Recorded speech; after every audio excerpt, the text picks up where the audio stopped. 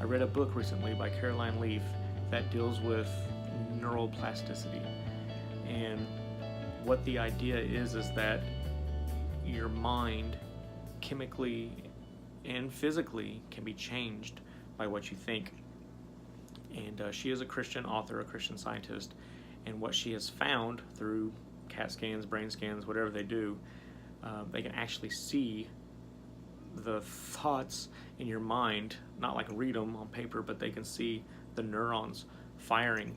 And when you think something, it shoots out a little neuron, and the more you think it makes a little hub. And so the first time you make a thought, it has to like pioneer this path, and when the thought stops, it makes a little hub, and all the other thoughts surround it and come to it. So this new thought process is really hard to start, but once it's started, it goes from a little bitty dirt road neuron path to a giant highway path the more you think it, and then the stopping for the thought goes from this little bitty hub to this giant city. The more you think it, the healthier it gets and the bigger it gets. So what Caroline says is, in the Bible it says, be transformed by the renewing of your mind, which is saying that God is saying that your mind can shift, it can change, it doesn't have to be what it's always been, but there is an actual physical thing that you have to overcome, and that is these neurological pathways that we can actually see now. So if you've been struggling with depression and you've been struggling with bad thoughts, your mind just instantly goes to these bad thoughts, I want to say it's not just spiritual, it's physical. And what you have to do is start thinking healthy thoughts.